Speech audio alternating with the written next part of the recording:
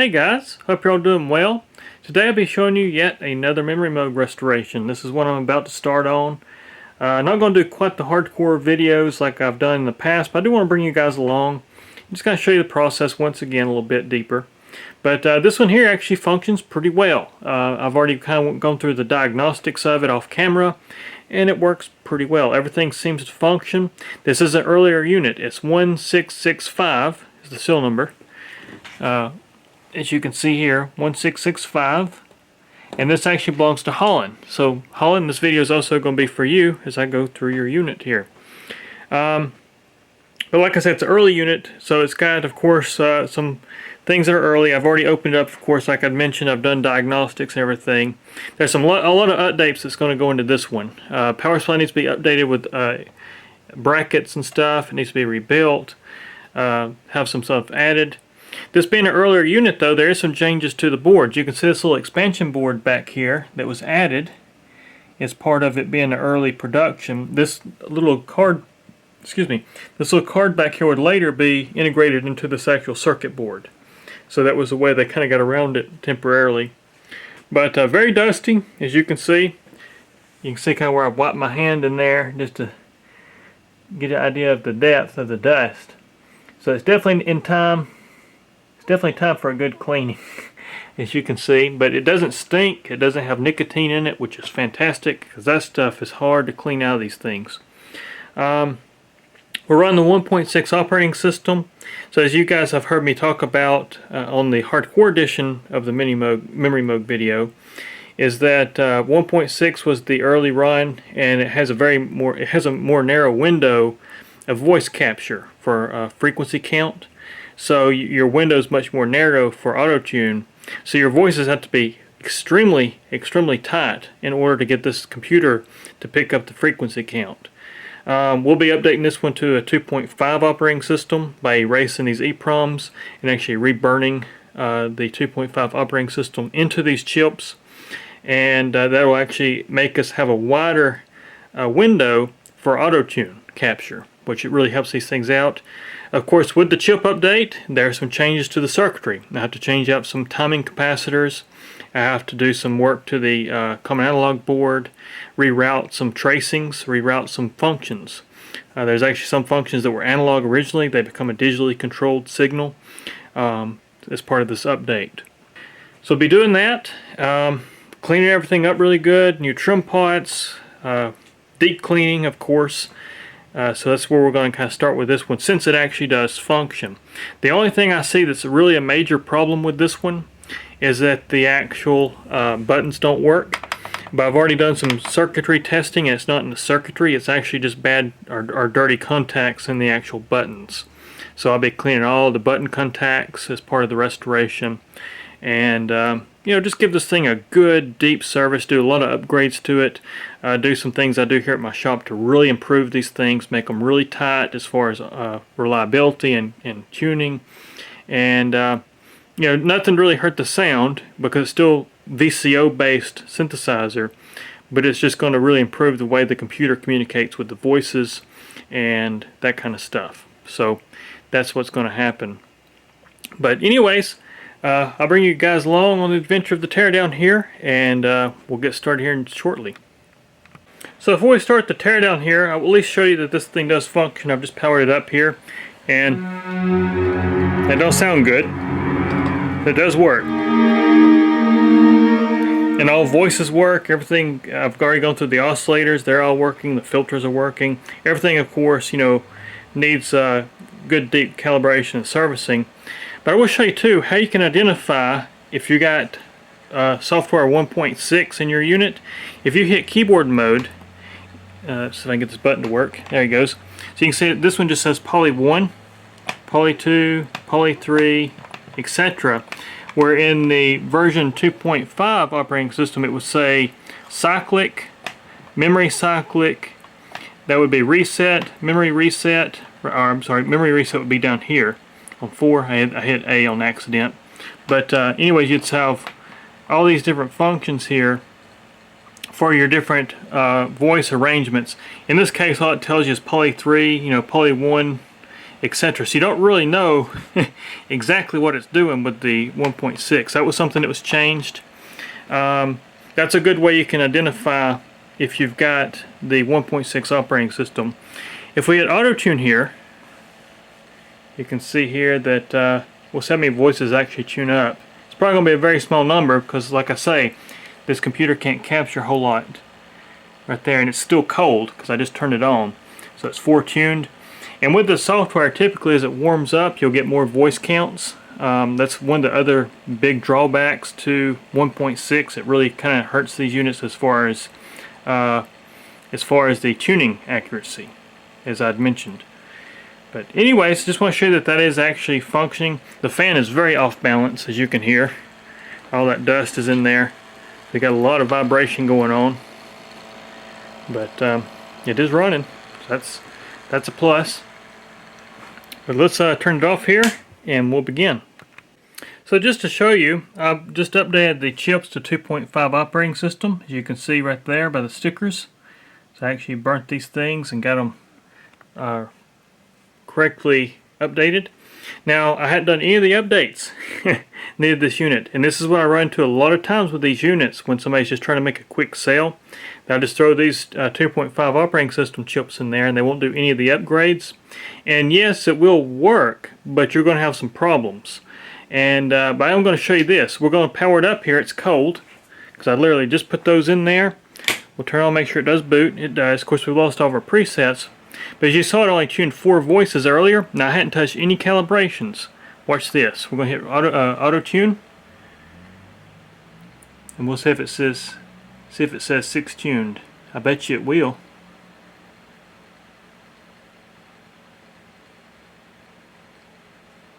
It's got a little longer run. 6 tuned right there. So you can see just by changing the 2.5 operating system, it fixes a lot of the tuning issues these earlier units have. And like I say, it would kind of work, but you'd have some things that wouldn't work exactly correctly. But anyways, I just want to show you that real quick. And once again, also, if we look here, if we go to like keyboard mode now, you can see it says like memory reset. We'll go to 1 here. There's where it says cyclic. As you can see, memory cyclic, reset. And I think this is going to be memory reset. And I think that's it. I think that's you got 4 different modes. And of course, if you hit enter, we'll go to cyclic. If you go to mono mode, you got options over your mono mode as well. So we can go here, high note, low note, latest note. So you can actually change which, how you want the mono synth to work when you're in mono mode. And you can actually select how many voices you want. So low note, and it says voices. We can put in, right now it's on 1 voice. We can do all 6 voices, hit enter, and now you've got all 18 oscillators stacked.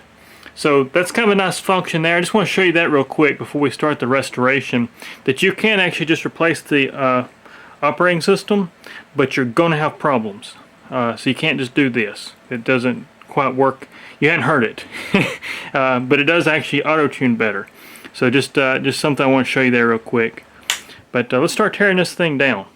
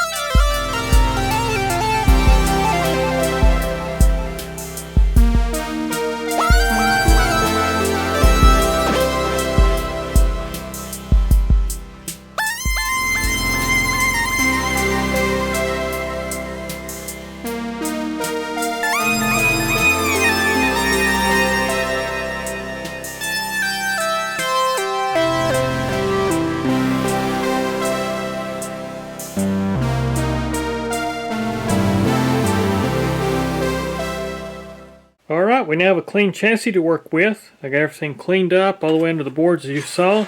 So everything's nice and clean.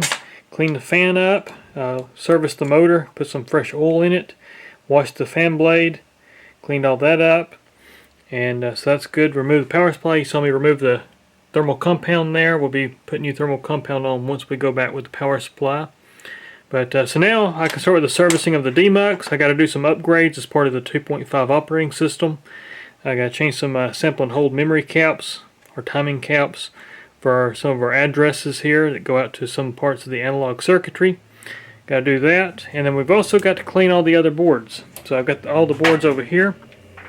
This one here is just really dusty, as you can see. Still has some nice dust in there, and so we'll be addressing that. Luckily, like I said earlier, this is not nicotine or tar-based dust that's stuck to it. It's just you know, from 40+ years of being in a studio, and so it just needs to be dusted off, cleaned really good. But the dust is loose on the board, which makes it a lot easier to clean than if I have tar. Because if it's tar-based, like a cigarette or tobacco, what I have to do is depopulate the board, wash the board, and then repopulate it once it's it's all cured. But this is going to be a much easier job since it's not the nicotine dust. But there's our digital board. We've got our command analog board under that, all the voice boards. And so we're just going to continue on here. Alright, I have all the voice boards serviced. As you can see, all the old chipsets and stuff that came out of this thing. I also updated the common analog board. You can see all the little wire jumpers I had to add as part of the upgrade. We got the buffer board installed here now. That's a dead giveaway if the EEPROMs have been replaced and you don't know if it's been fully updated. Some people want to install this buffer board. So got that installed, new chipsets in there, updated the op amps as well. So it's going to have a better tolerance. Now I'm actually turning my attention over here. I'm updating the demucks based off the service bulletin here, 840. And as you can see, we have to change some resistor values, some timing capacitor values in the sample memory for the DAC control. So that's what I'm doing now. But anyways, just want to show you a little update here. This board will also be getting everything that you saw in the hardcore edition. Full chipset change out, upgrade some things as well to really improve it. It's just going to be a really great unit. But anyways, just want to show you what's going on here. So I now have all the bottom boards back in this unit after all the servicing and upgrading. And I'm now turning my attention to the control boards. This is the control left board. I've already gone to the control right board. But I want to show you something here that's just kind of interesting. You don't see this very often. It was actually a Moog recall that they pulled these things pretty quick and fixed this. But as you can see, you got your buttons. On these early ones though, you got a spring under them. As you can see, the spring helps return the button up. I guess what it was, they were afraid they were going to sag over time and cause the button to be pressed when you didn't want it to be. That was not a problem. But these early ones have these springs in them, and that was recalled to pull these springs for obvious reasons. As you can see here, Moog was afraid they were going to short out, which they tend to do. They short out to other tracings, so they use this tape as insulator on these early units to try to isolate tracings from touching the springs. That was a real common thing they had. As you can see, I've already serviced the control right board. I removed them from that board. These are little springs that go in there. And so I'll be doing the same treatment to this one. These will be coming apart, and I'll be replacing those as well as cleaning all the button contacts. This one's just got really bad, dirty button contacts. So I'll be doing that, and also just giving everything a good servicing. But you can see what's all came out of this thing so far. We've redone the power supply, which is setting right there. And so we got all the power supply parts, new rectifiers, etc. All the chipsets so far removed from this thing. And I'll show you what it looks like real quick.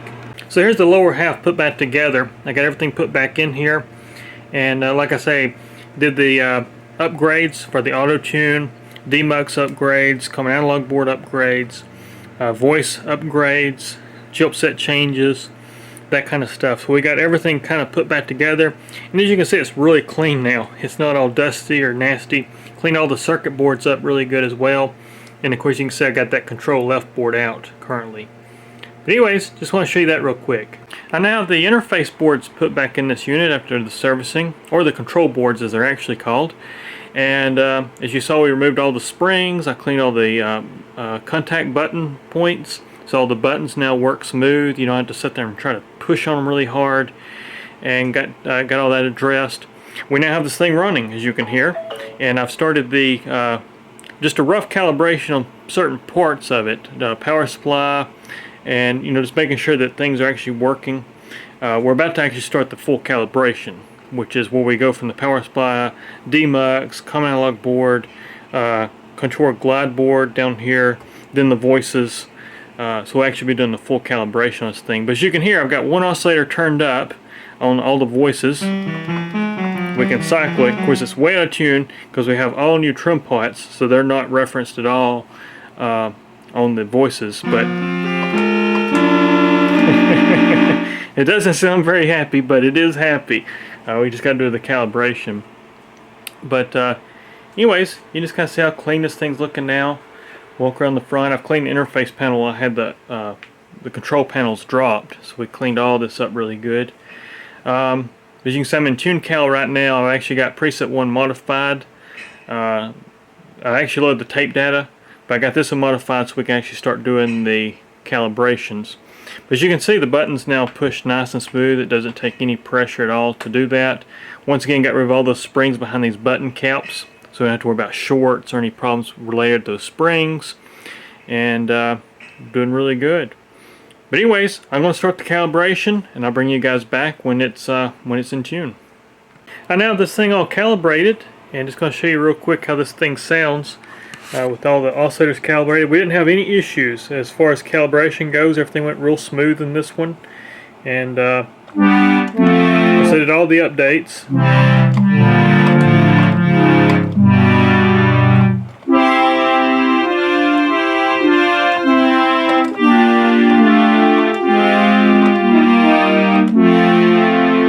Of course, this preset has the oscillators a little out of tune, but what we can do, we can go over here and hit C5 enter, which says frequency center. It basically centers these two pots digitally for the oscillator detune of 2 and 3. So now the oscillators will be more uniform, as you'll hear. This preset has them a little out of tune, so they have a little bit of beating, as you can hear.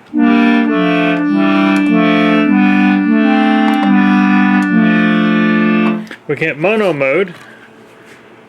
Hit mono mode, turn it on.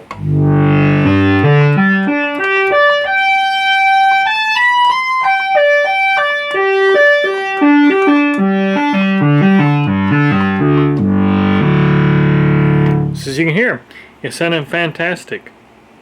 But really all I'm waiting on now is I'm going to install a Kenton MIDI kit in this one.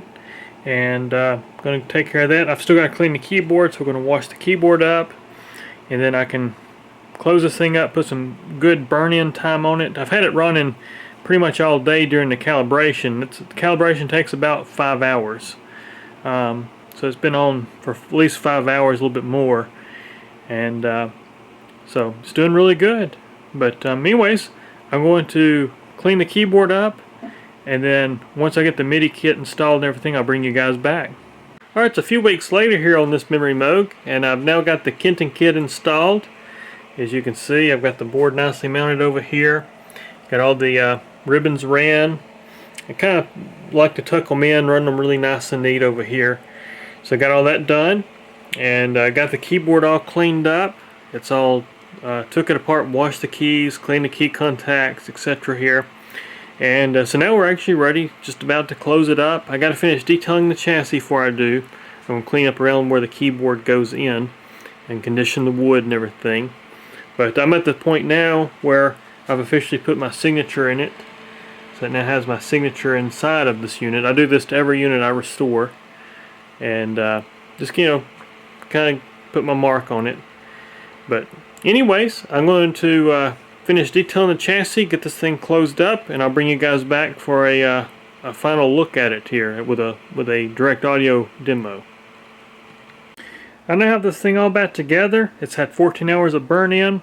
I've washed the knobs, cleaned those up, got those reinstalled, conditioned the wood really good. Of course, we washed the keycaps, cleaned the contacts, etc. in the keyboard, and you can just see how great this thing looks now. It's just a really good looking Memorymoog. Everything's clean and just looks really good. I'll just give you a quick walk around But this looks really good. Walk around to the side here. There's the side panel. And then around back here. So Hollan, this is your cylinder, 1665, making the 665th unit built. Moog started with 1001 seal number, so you don't really count the 1000 mark on this. So 665th unit built. And of course I did all the upgrades in it needed to make it a lot more usable, because you still run the 1.6 as we mentioned earlier in the video. There's your Kenton stuff I installed for you. The MIDI kit. It's a really good MIDI kit. Really like those kits and these things. Look around to the side, you can see how great that looks. And of course, here's all the old components that came out of this thing. All the loose stuff in the bag and all the chipsets in the ESD bag, which will be going home with this thing. Just so you have that as well as all the documentation I give you. But anyways, that's a good look at it here. So now what I'm going to do, I'm just going to go through this thing functionally for you. So I'll first start with just showing you that the auto tune works and show you that all the voices are working and all the oscillators. Like I typically do with these things, I'll be showing you the auto tune works first. I'll be going here and turning down each oscillator independently and then stepping through the voices so you can actually hear each oscillator independently, as well as show you the filters as well here. So we're in preset 1, so first things first, I'm going to modify preset 1. So we'll turn all this down here. I'll turn this into normal oscillator with keyboard control for oscillator 3, and we'll set them all to the same waveforms first, and turn everything down here, open the filter up, start there first, and then here's oscillator 1 only right now. We'll set them all to 4 footage there as well. So now what we'll do is we'll just hit auto tune, and I'll show you that it says 6 tuned here.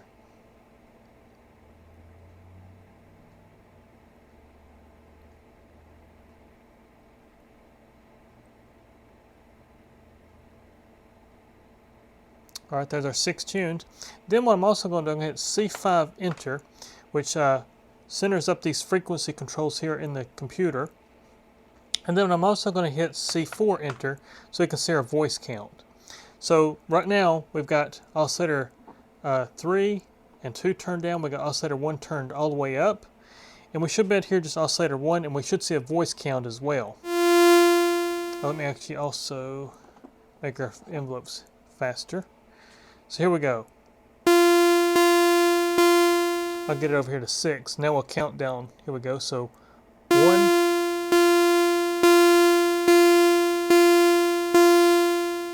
So there's all of our oscillator 1s. We'll go here and actually put a little longer sustain on it so you can actually hear the interaction between the voices.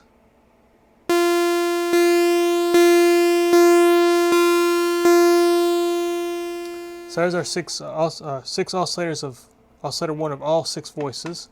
Here's our square wave. Let me set it up for a 50% duty cycle. Here's what it sounds like.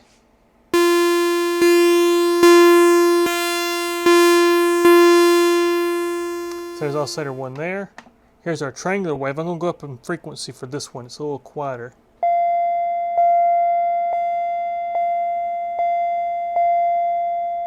So there's all of our oscillator 1s.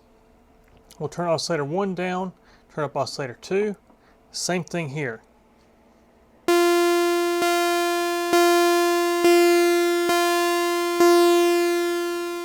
So there's our oscillator 2. We'll go to square wave here. Let me set it up for a 50% duty cycle. I'm just looking at the menu here is what I'm doing.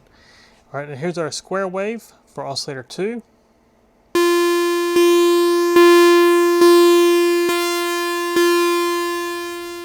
So there's our square wave, and then here's our triangular wave. Once again, go up in frequency 1 octave.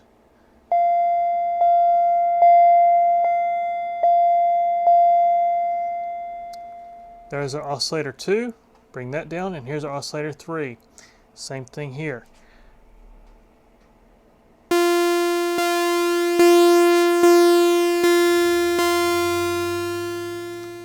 So there's our sawtooth. Here's our square wave. Set that for 50% duty cycle as well. Here it is.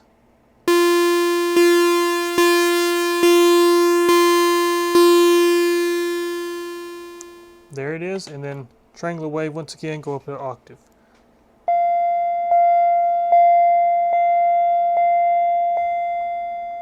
And there we go. So there's all of our oscillators. Now we'll bring that down. I'll bring up the filter here. Let me get this thing in self-oscillation. I'm going to bring up one oscillator just to kind of tune it. Make this thing sustain for me so I can kind of do this. Actually, let me go here and go.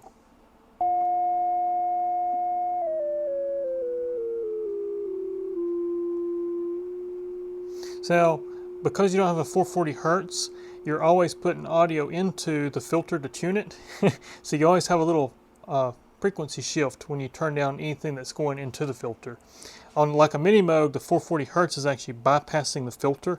It's going straight to the VCA, where anything that's used as a reference here is going through the filter. So it offsets the harmonic a little bit. But here's your filters. Get back over to 6. This button just to turn off our release time. So here we go. Here's our filters. So here's 1. Now they're never perfect because there's not as much thermal compensation there, but this is all your filters.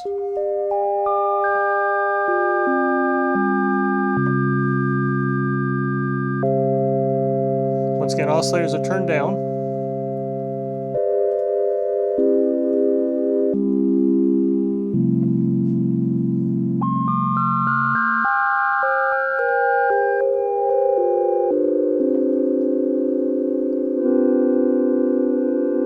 Bring up the oscillators a little bit.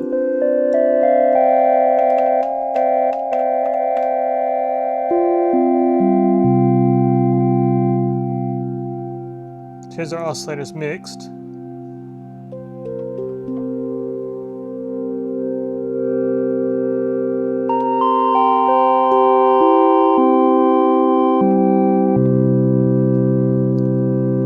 And the filter in self-oscillation there. As you can hear, you're going to have that frequency shift. You can match it a little bit closer, but see, anytime you put a harmonic through the filter, it's going to shift it.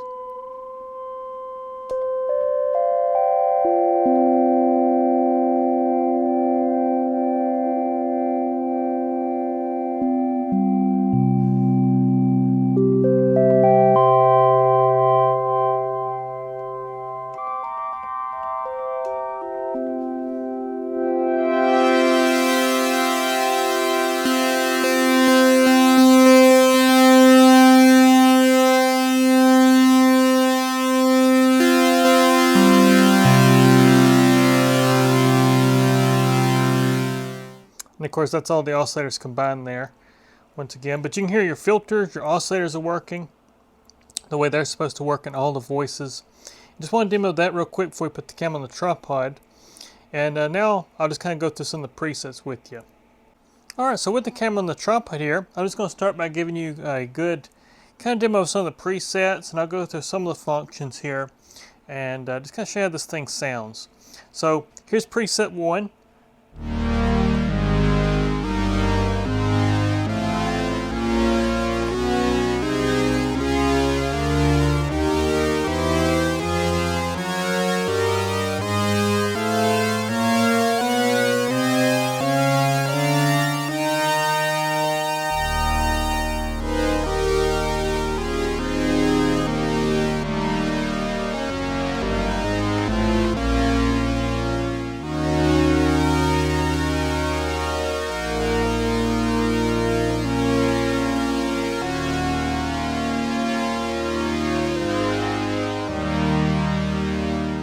So here it's a really good preset.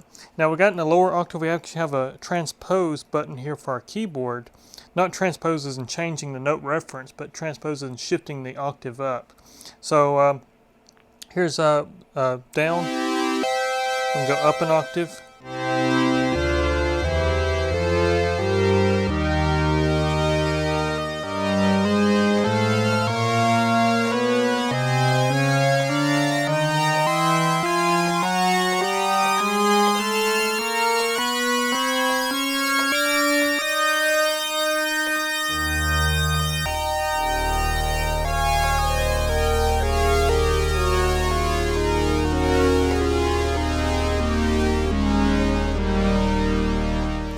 So that's preset 1.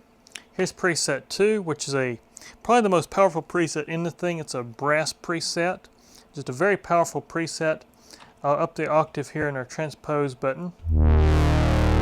If you go down, you can hear it's really low because all of our oscillators are set to 16 footage. So I mean, it's almost just sounds good. We'll go.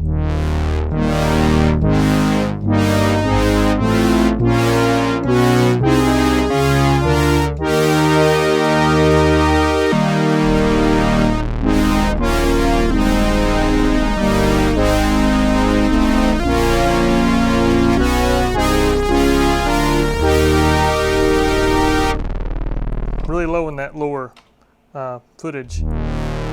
But what I can also show you here is that in this particular preset, the oscillators actually detuned from each other a little bit. And just to kind of widen the oscillators a bit for harmonics. When you get phasing or beating, you get a lot more interaction of the harmonics. So if we go here and hit C5 enter, which is actually centering these two detuned pots, the oscillator is actually going to be a lot more even. I'm going to hit all the C keys and you can hear how it sounds.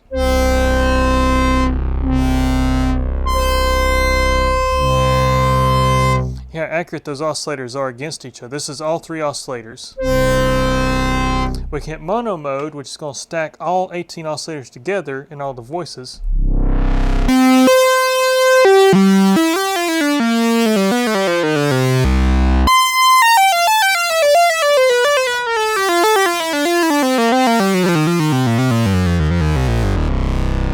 As you can hear, put some glide on that.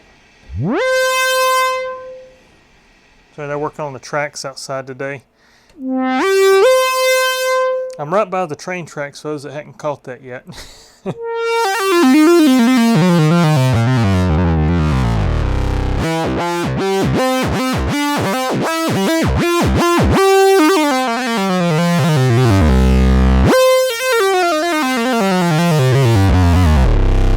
See, we hear the glide.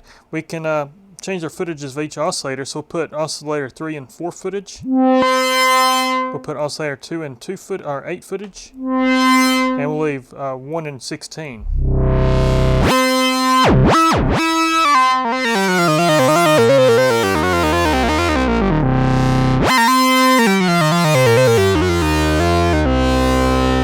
We'll go here and make oscillator 3. We'll change our tuning.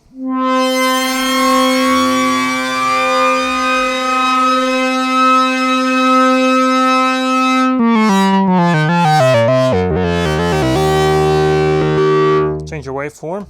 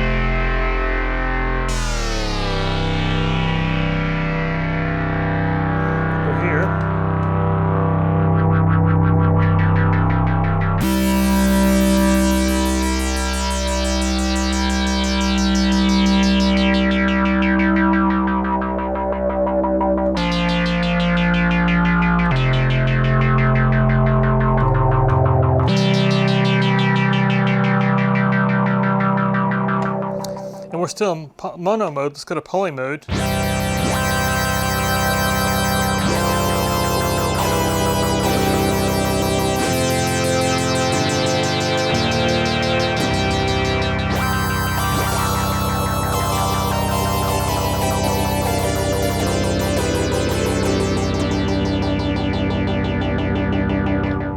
So I got fifths and thirds on the oscillators there, which is what you're hearing, and then the filter being modulated by our LFO section. Just kind of show you something a little bit different here. Open that filter up.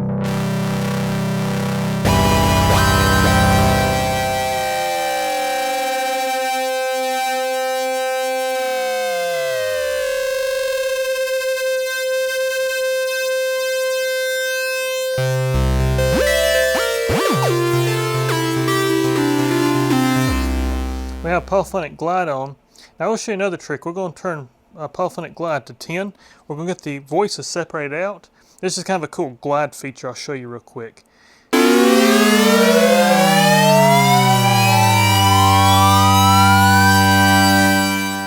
I'm going to hit mono mode, leave glide on, and it's going to pull all the glides down to the monophonic glide circuit, because it actually has a monophonic glide circuit dedicated to the mono mode.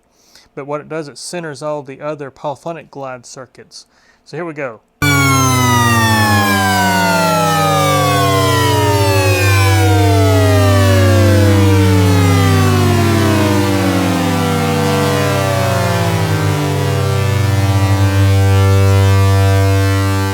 And then once they hit that point, now you got your monophonic glide.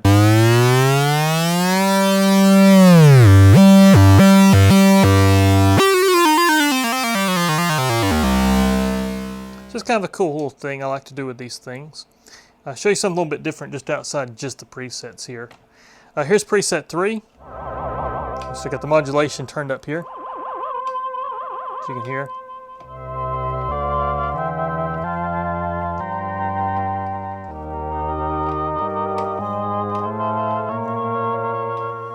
Preset 4, which is an organ.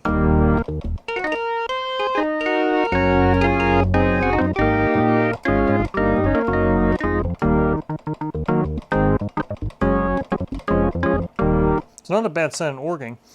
Here's preset 5.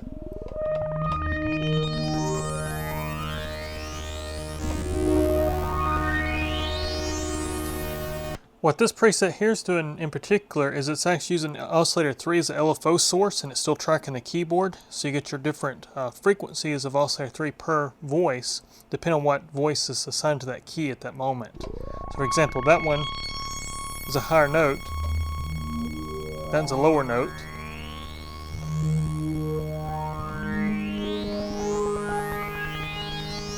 We can turn keyboard control off, and these oscillators just set at a fixed frequency. As you can see, versus that. Preset 6.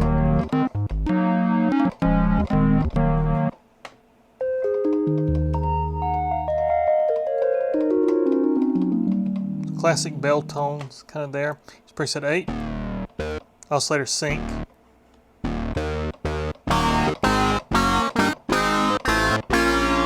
What you saw me do there, I just bumped this programmable volume. Some of these presets have a volume that's programmed lower, and just for the idea of keeping the mix, I've turned that one up a little bit.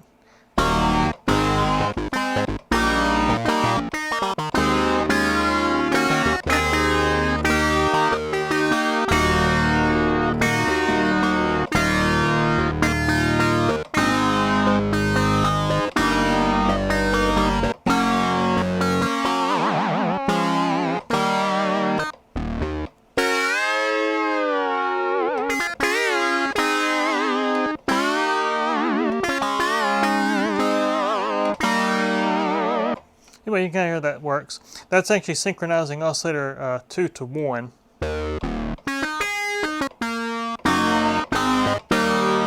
And this is really the only drawback. I'll bring this up when we're in oscillator sync. That's really the only drawback compared to the Prophet 5. Because the Prophet 5 synchronizes to oscillator 2 also, because it doesn't have an oscillator 3. But what would have been nice if they would have put oscillator 3 sync instead of oscillator 2. That way you could have cut off the tracking, and you could have done those saw blade sounds. You know what I'm talking about if you know a Prophet 5. This doesn't do that because you can't turn off oscillator 2's tracking. It's always got tracking on. So that's one drawback, but besides that, this thing has a lot more features than some of the other polyphonic synths of this era. So here's preset 9. Really simple, just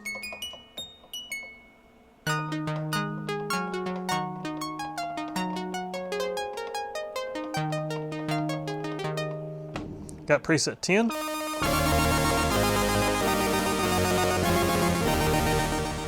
Preset 11.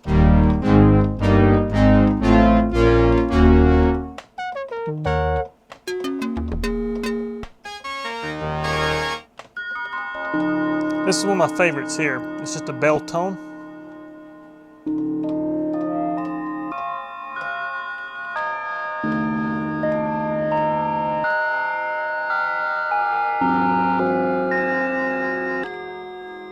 We can do the footage shift.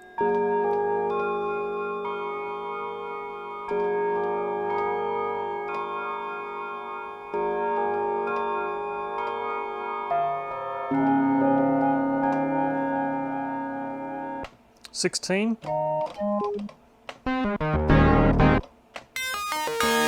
Another oscillator sync patch.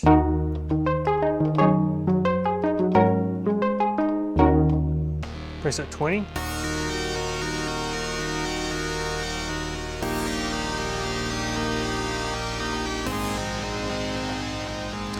And now what this preset here is doing, for those that are curious, it's actually oscillator sync with sample and hold on the frequency of oscillator 2. So even though it sounds like it's kind of like a wavetable kind of thing happening, it's actually just oscillator sync, and it's changing the frequency of the oscillator through sample and hold. Preset 21, this is another one of my favorite presets, the pads. Everybody knows this preset pretty much. It's just got a really rich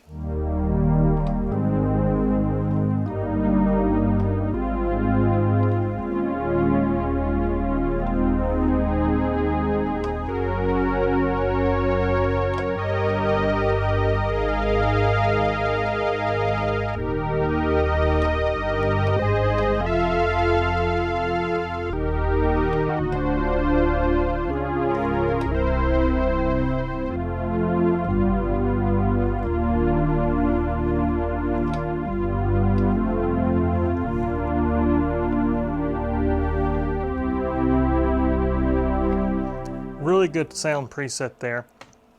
22.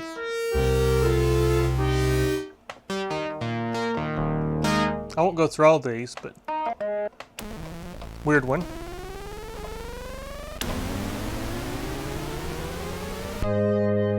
This is another really good one. It's kind of a shimmering effect on preset 26. Once again, we're using oscillator as an LFO.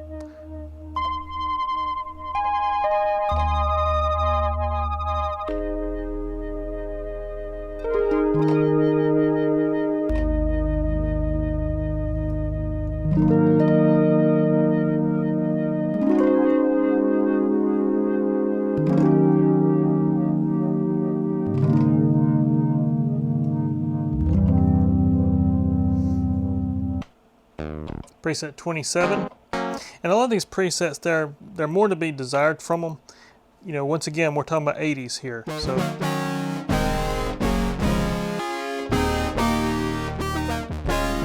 another oscillator sync patch.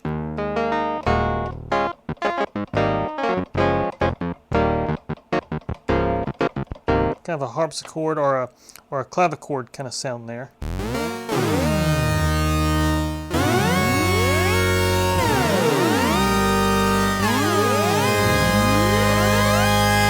That's 30. Here's 31. This is another one of my favorite ones right here.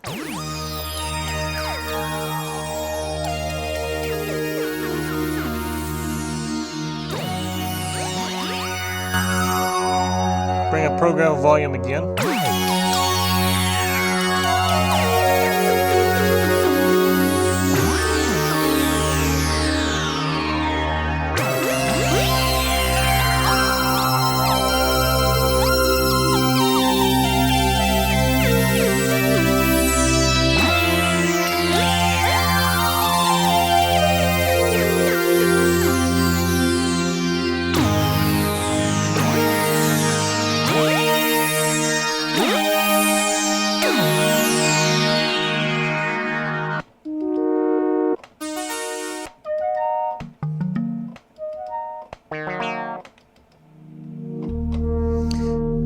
So this is a nice feature too. On 38 preset, we got an uncontrollable control, or unconditional control, I should say. And what that does, that makes it follow out the envelope generators regardless if you're holding the key or not. So you can see it's going to follow out the ADSR. And it's also got a key follow. So what that does, it makes it longer at the bottom end and quicker at the top end as if you had a stringed instrument. See how short it is there? How long it is down here? We can cut that off. And it's going to be the same length across the whole keyboard.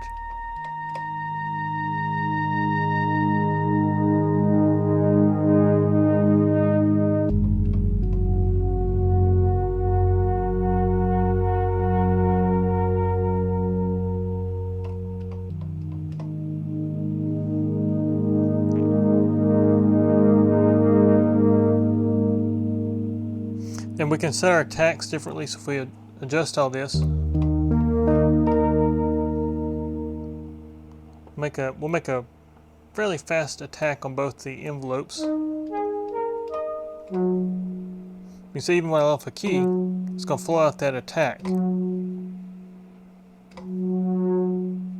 you can see.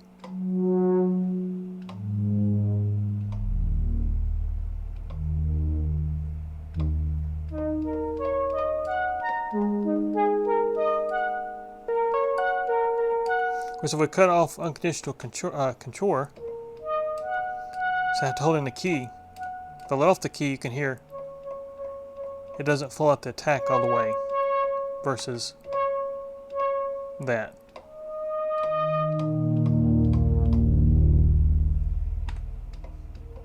Once again, I have to hold in the keys with it off.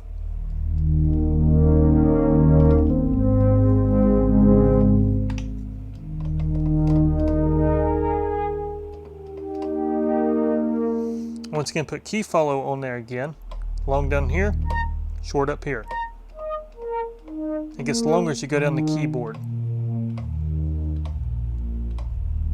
It's kind of a nice feature there. 39.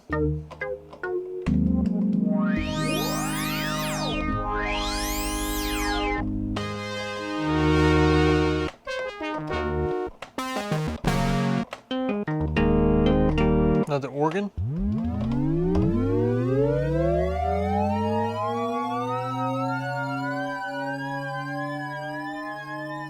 It's another weird preset.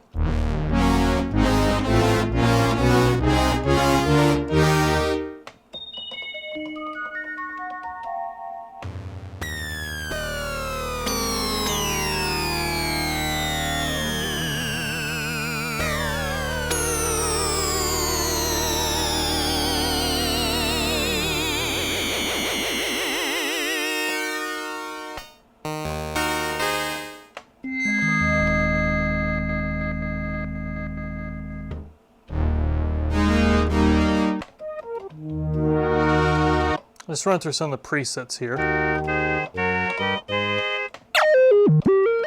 There's another mono preset. That's 54.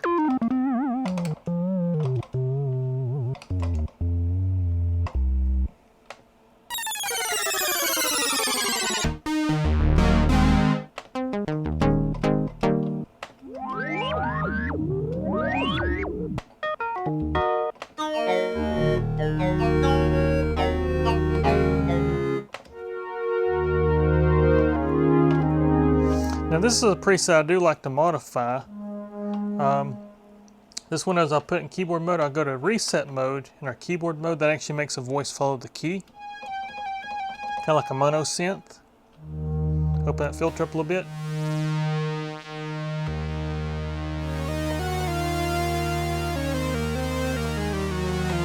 Put a little glide on there.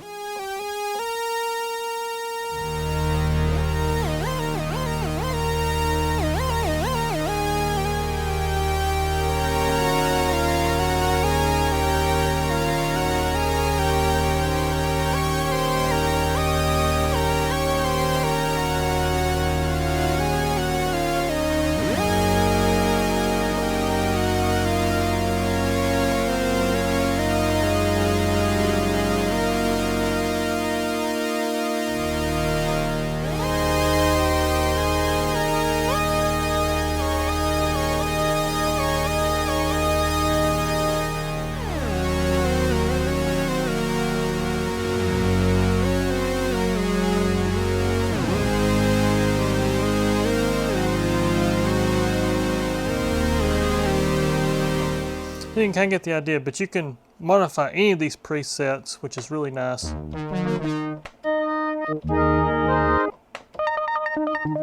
There's one with our arpeggiator.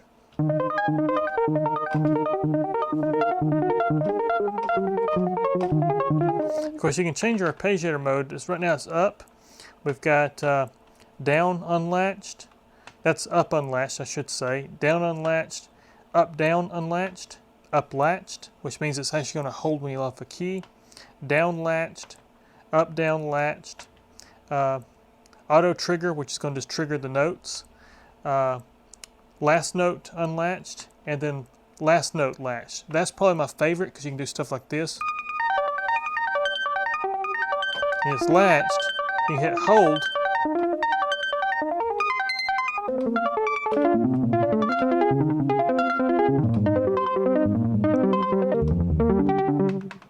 You can have a lot of fun with that one. Let me turn that off.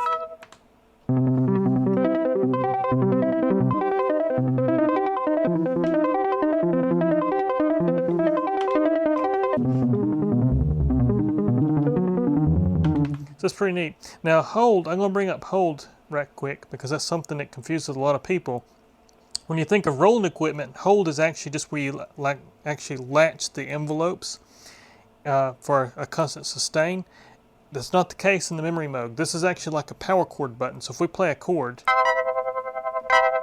like so, let's turn that off. There we go. And we hit hold. Now if I play any key,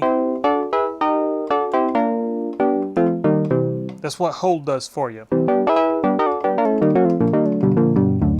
It's almost like a chord hold.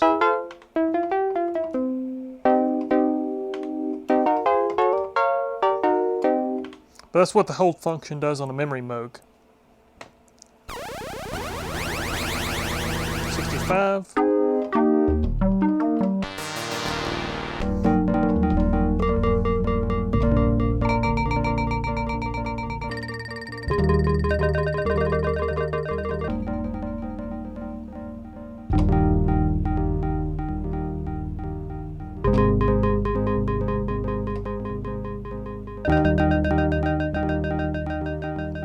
And once again, using oscillator 3 as an LFO source.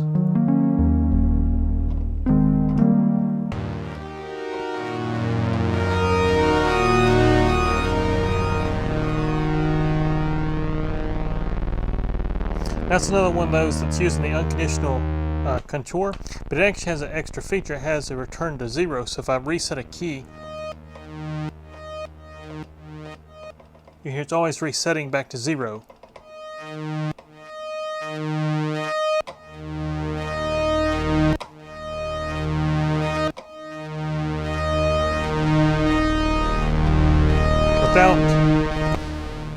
Without that, it sounds like this. If we turn off return to 0,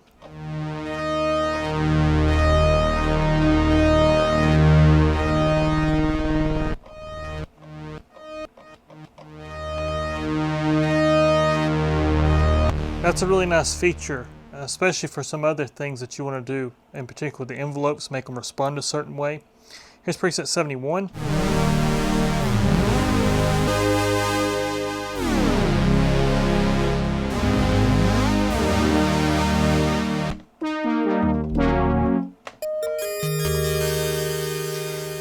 And this one's using the voice modulation to change a pulse width, and it makes an oscillator come in a little later, so you get something like that.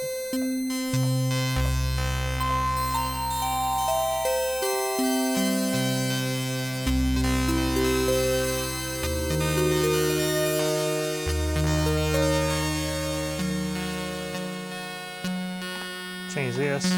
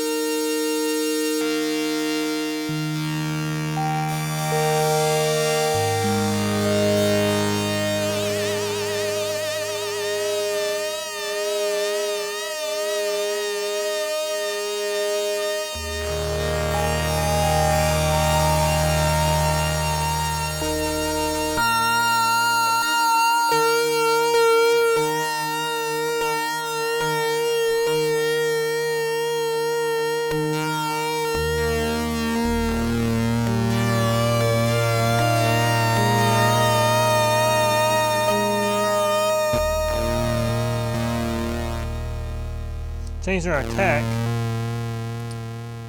will make it fade in quicker, disappear, and it's going to fall out the decay. Turn the attack all the way down.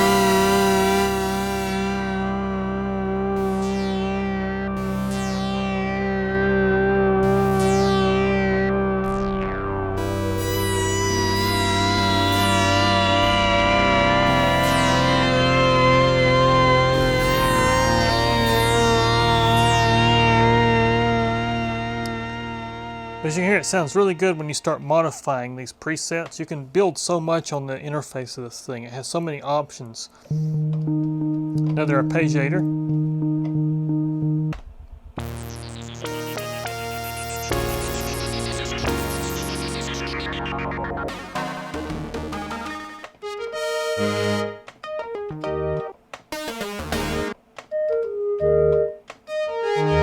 Just gonna go through the presets kind of quick here.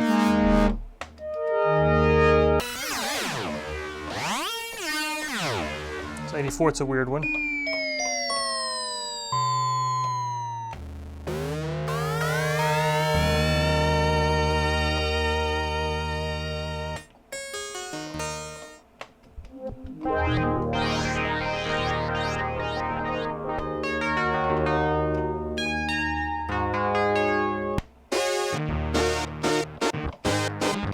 Kind of a Keith Emerson sound there.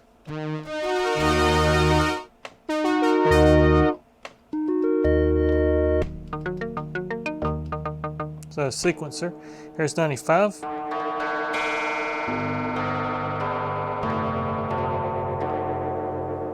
It's another interesting preset.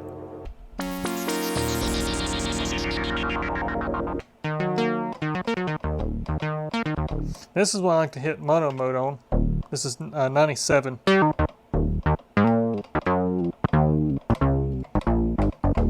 Can get that funky kind of bass sound. Real simple preset. 98, 99, 0.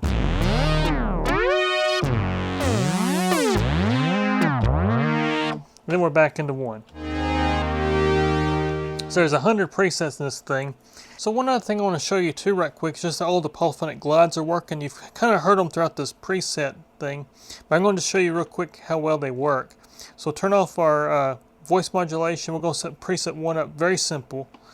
So go here and just, I'll set her 1 only, fast attack, no filter, open the filter up. Sounds like that right there. We'll turn glide on. Let me go here and go C4 enter so I can see what voice I'm on. Turn that all the way to 0. Get all the voices down to 1 key. Now I'm going to turn this up and I'll show you that all the glides are working. So we'll go full glide all the way to elf note reference up here. So here we go. Here's voice 1.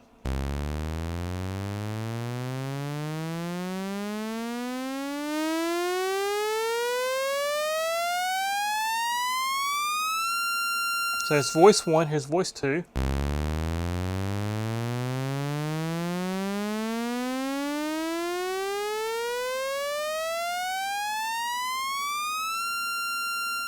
Voice 3.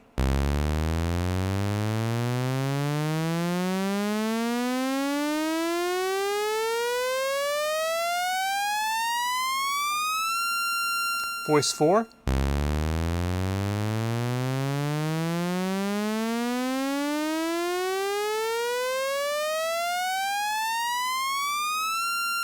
Voice 5.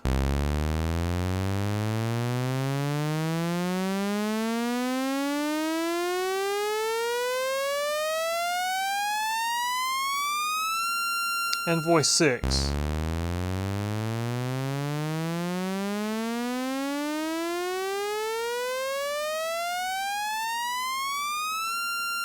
So there we go, and then when I hit that key repeated now, all the glides are at that key reference, as you can see. So now if we go down, I'm going to turn it down a little bit, we'll go down a key.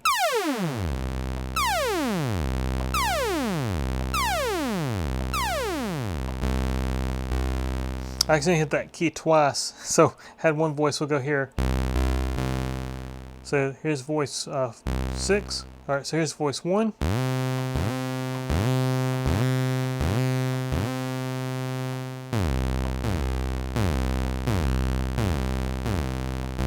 You can hear how that sounds.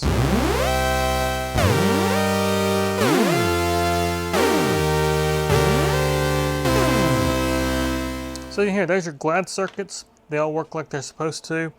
And because I've also showed you a little bit in keyboard mode, but we got cyclic, which means it's going to cycle to the voice every time you hit a key. We got memory cyclic, which is going to keep assigned voices per the keyboard so it don't jump around a whole lot. We got reset, which is actually what's going to follow one voice as you reset one note. It'll keep that voice with it, which you've already kind of heard a little bit. We got memory reset, which does the same thing. It keeps a group of voices throughout the octave, so it's not jumping around a whole lot. So that's the function of your keyboard mode. I think this really covers pretty much of this unit for you. But once again, I really do appreciate all you guys watching. I appreciate you, Hollan, giving me the opportunity to restore this thing for you. It's been a real honor getting this thing going again, getting a full restoration. And there'll be more to come here very soon. Take care.